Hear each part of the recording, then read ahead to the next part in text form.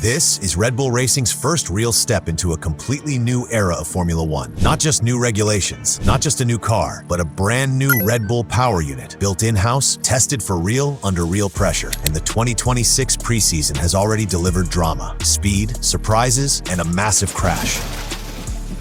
Red Bull's 2026 campaign officially came alive at the first preseason test in Barcelona, and from the very start, it was clear this wasn't going to be a quiet introduction. This is the moment Red Bull stops being just a chassis genius and becomes a full works team, responsible for everything from aerodynamics to combustion, energy recovery, and deployment. A move Red Bull itself has described as crazy, and yet, so far, it's working. Let's start with the headline moment. Newly promoted driver Isack Hadjar brought Red Bull's second day of testing to an abrupt end with a high-speed shunt at the final corner. Wet conditions, a tricky corner, a brand new car. On the surface, it looks like classic driver error, but right now, we don't know for sure. What we do know is that before that crash, Red Bull had already done enough to make the entire paddock sit up and take notice. Barcelona marked the first proper test of Red Bull's new power unit, and Red Bull didn't hide from it. While several teams chose to sit out mixed weather conditions, Red Bull, along with Ferrari, ran on day 2, even with rain looming. In fact, Red Bull was the only team to run on both Monday and Tuesday. That alone tells you something. Day 1 belonged to Hadjar. By the end of Monday, he'd completed 107 laps, nearly 4 times the distance Audi managed with its brand new power unit. That's roughly 1.7 race distances at the Spanish Grand Prix. For a first-year engine manufacturer, that is extraordinary. Audi, by comparison, ran into early problems that completely derailed its first day. Red Bull didn't. No major stoppages, no lost track time, no visible reliability drama. Then came Tuesday. With rain threatening and conditions far from ideal,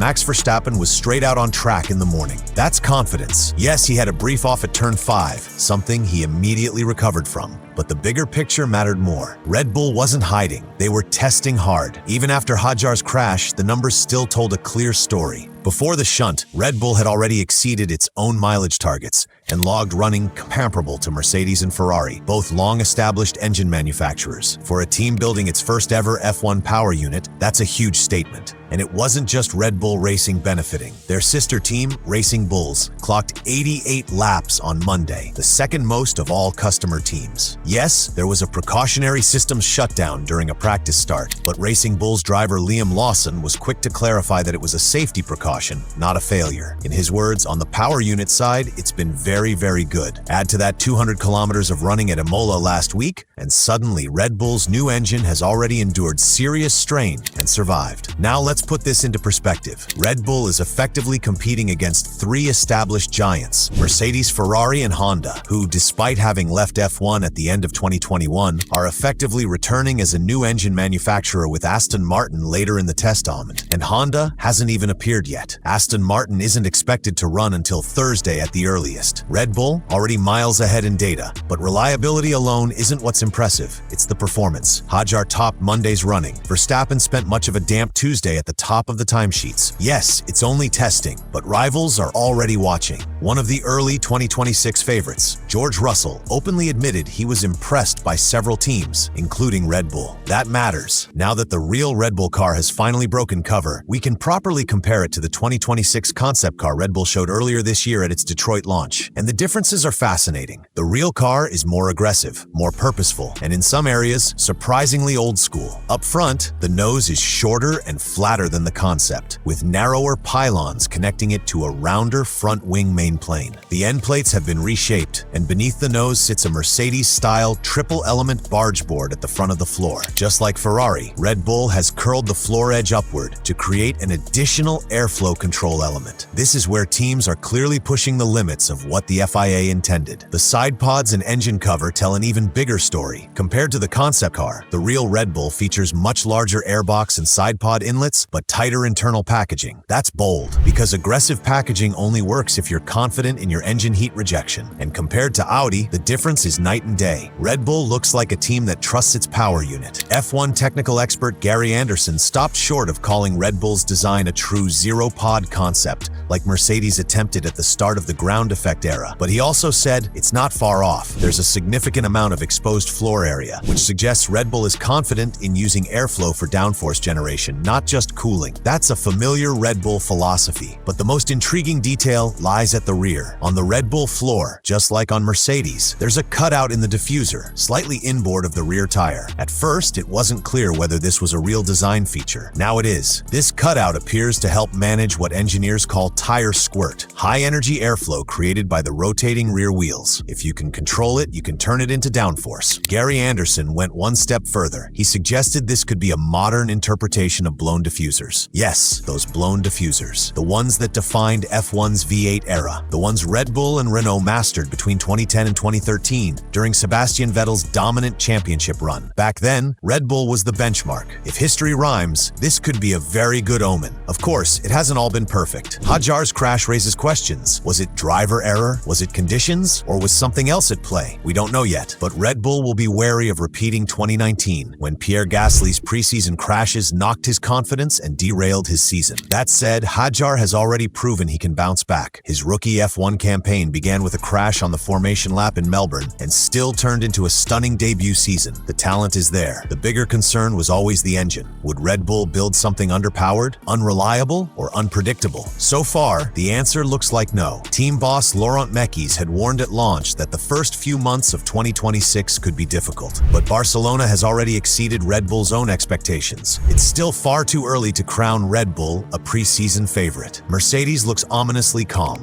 Ferrari made a solid start. McLaren and Aston Martin haven't even shown their hand yet. But considering the risk Red Bull took, building its own power unit under arguably the most complex engine regulations F1 has ever seen, this is a strong start. A dramatic one, but a strong one. And for a team built on bold decisions, that feels very on brand. If Red Bull can maintain this reliability, develop the car aggressively, and avoid early season confidence knocks, then 2026 might not be the beginning of decline many feared. It might be the start of something even bigger. Because when Red Bull commits fully, they don't do things halfway.